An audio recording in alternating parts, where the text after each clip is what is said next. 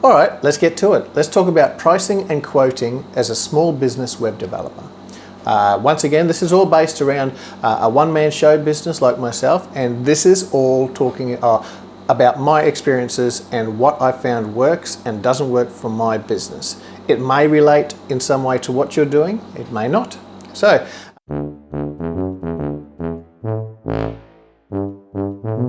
let's talk about how to set your pricing. So to set your pricing, first thing I guess you have to do is look at what is your competition's pricing.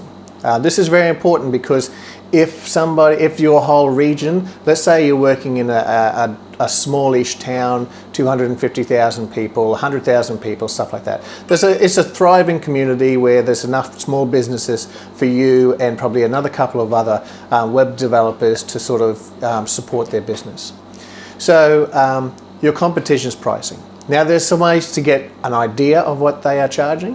One way, and this way I've never done, okay, but you can find out by calling those businesses as a potential client. So say, oh look, I'm a mowing business, I'm looking at doing a website, how can you help me out, what's your pricing? Okay, they may grab a few details, and then send you out an email like any business would. And then that way you can get an idea of what they're charging and what they do when they charge. I really do suspect that this is what's happened to me in the past as well. But look, I've never been closed about how I do my business because there's nothing that I'm not taking advantage of any people anywhere in any situation, so I don't feel as though I have to conceal what I'm doing. Anyway, so let's move on to the next one now.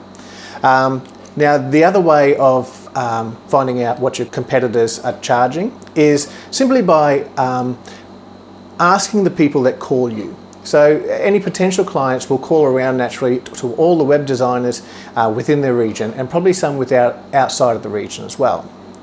So it's a good idea just to sort of get to a one-on-one personal level with them and say, oh, what's the business? Like when you're sort of vetting any potential client, vetting, I don't know if that's the right word, but when you're talking to any potential client, you really want to first of all find out what their business is, how big it is it a one-man show, is there 10 people working for them, do they work interstate? So you really want to start quizzing about it, and you want to get an idea of what their business does as well.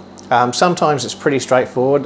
For example, they're a mowing business. Sometimes it's a little bit more complex with what they do. So to get a full understanding, you really have to ask questions. You'll ask them things like, have you received any other quotes? What's the range that you were quoted? Things like that.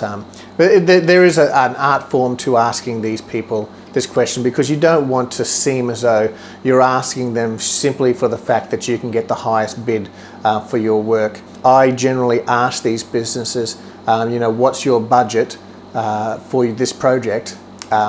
Simply for the reason that some clients, potential clients, have an unrealistic view of what they should be paying for your services. So I've had some people come up and say, oh, I want a subscription user-based website with different levels of access, blah, blah, blah.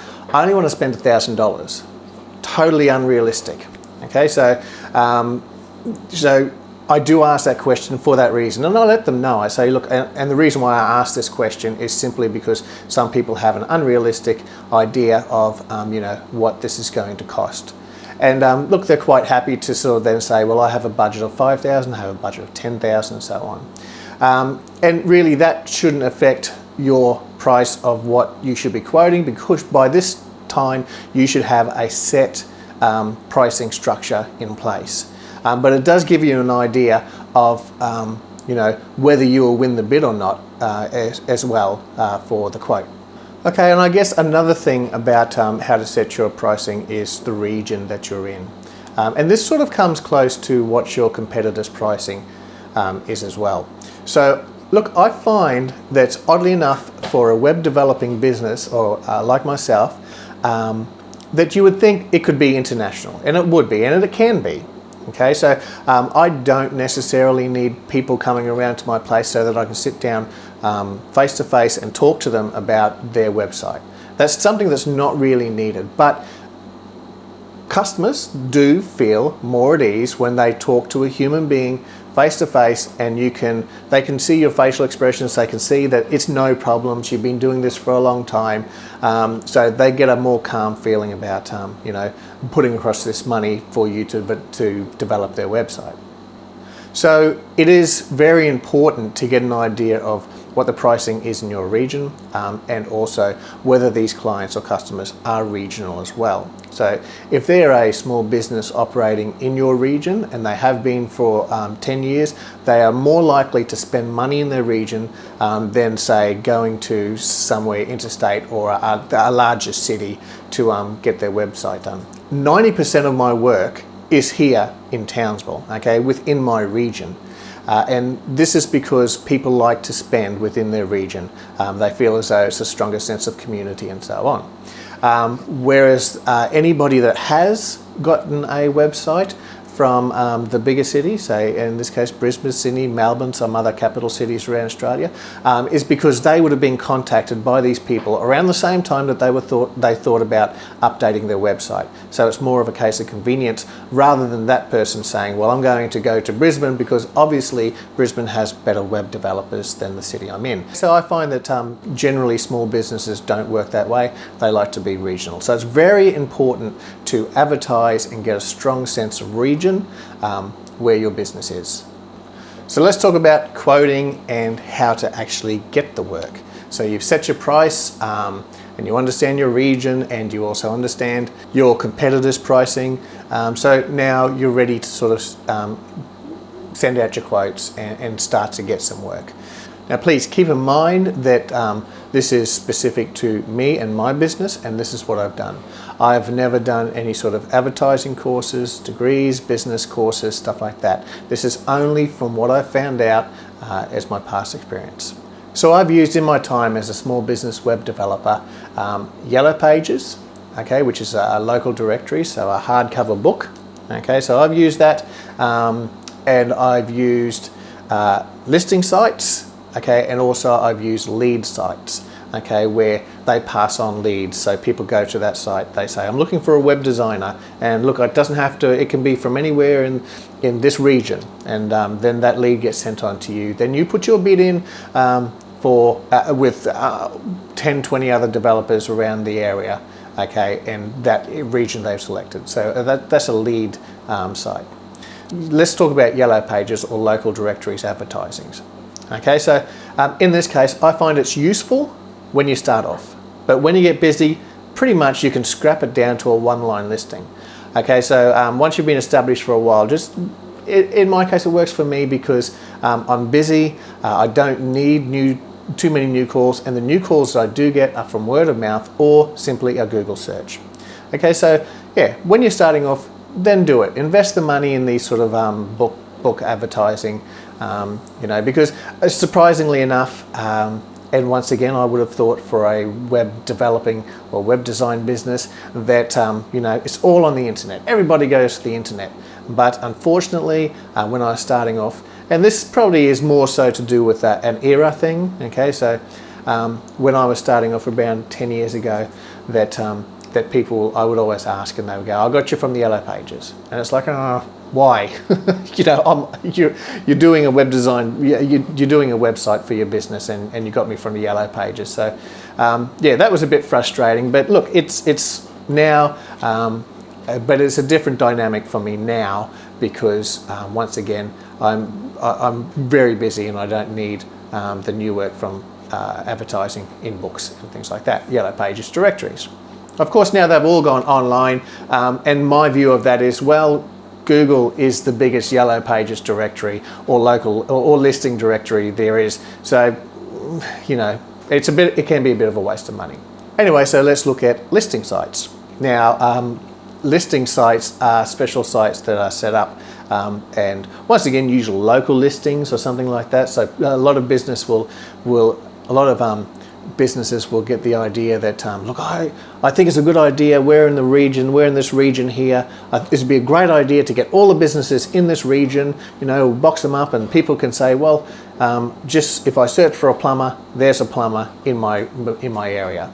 So these have some degrees of success, I find, but ultimately, once again, Google is the largest listing site there is. So you really want to focus your attention on Google. So listing sites in the past, I've joined a couple of specific ones. I've found them totally useless and a waste of money. And the next one, which is the leads site. Now, I've also done a couple of leads sites and also leads businesses where they pass the lead on to me. So I join up, I say, well, I'm a web designer in the Townsville, North Queensland region. I'll accept quotes from here to here in this region. And then what happens is somebody goes to that site and they type in that they're looking for a web design. They might put a web designer, they might put a bit of information about the job, and then that lead will get passed on to me. And then I will have to contact that person. Now, by this time, any lead that's sent on to me, I've already paid or invested, $50 odd for that lead to get to me. So I'm already out of pocket $50 as an example of pricing.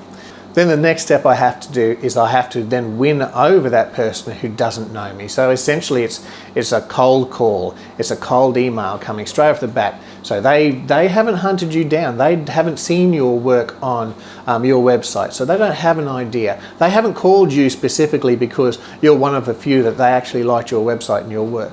Okay, you're coming in cold, so it's a totally different thing.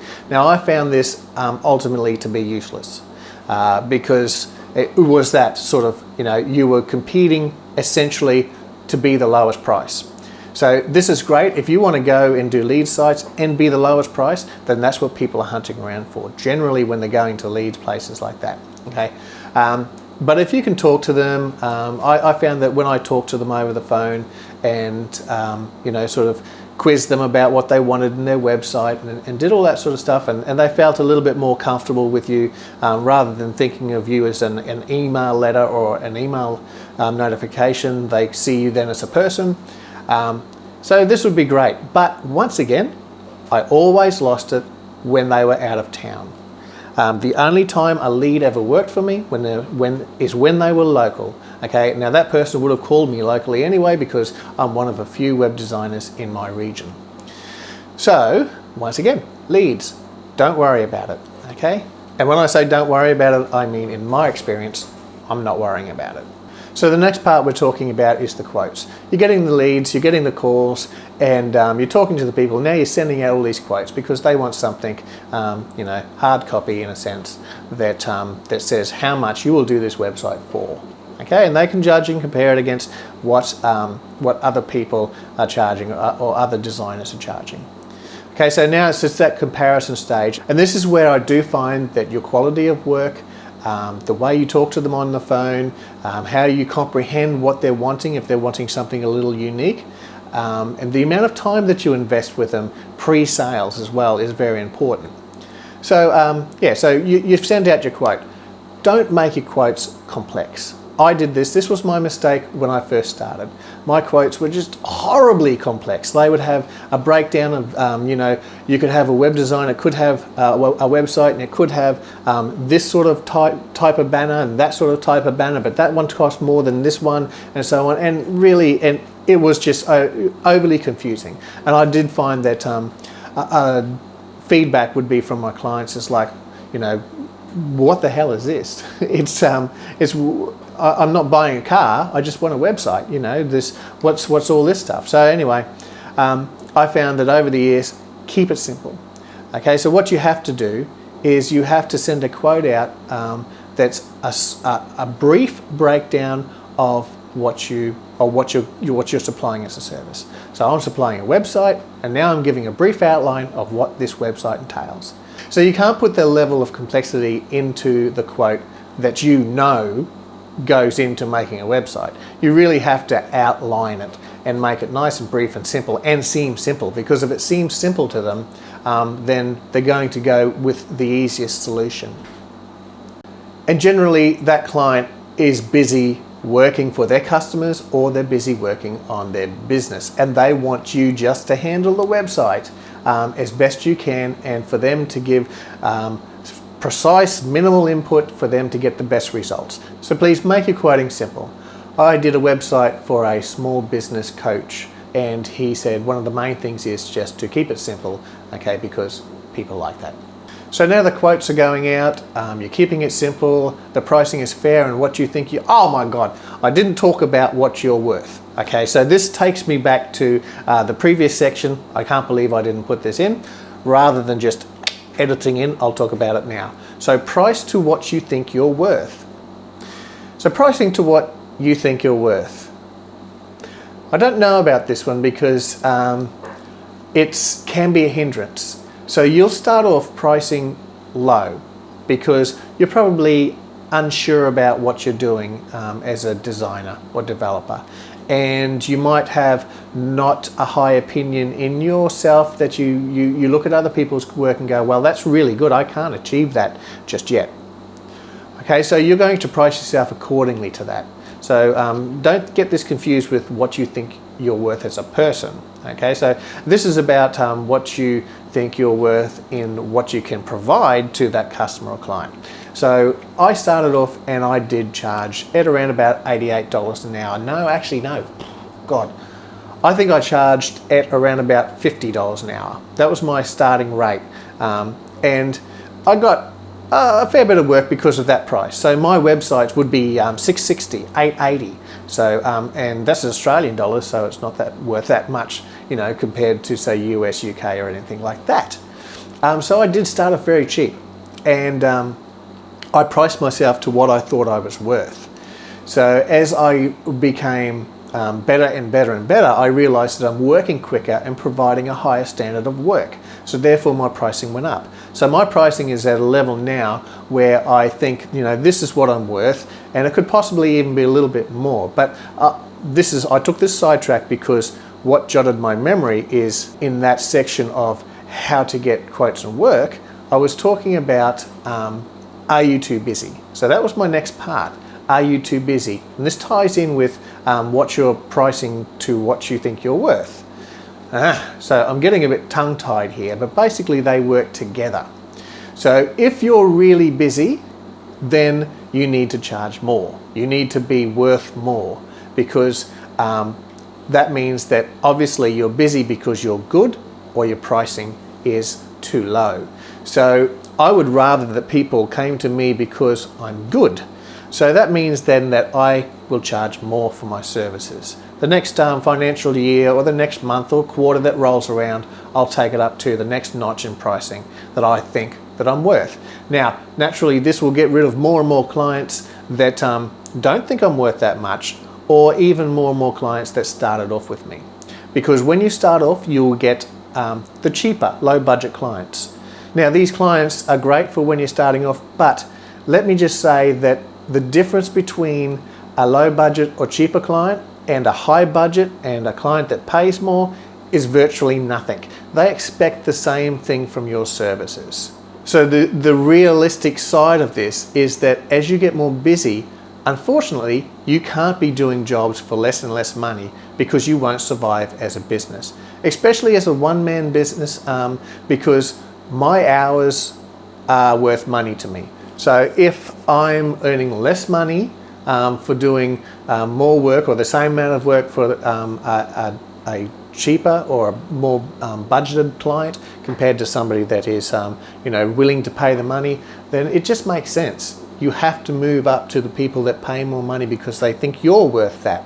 Okay, so I'm pricing to what I think I'm worth, and also to what other people or other clients think I'm worth. I hope this video is helpful. If it was, let me know in the comments. If I missed anything, same thing, let me know in the comments.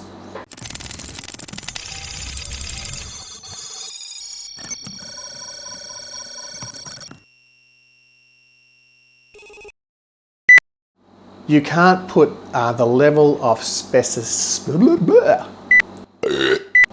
So you can't put the level of specificity, I don't think I'm going to use that word, so you can't put the level of complexity into, and then, oh, hiccups, oh, you're joking. As soon as I talk, I'm going to hiccup.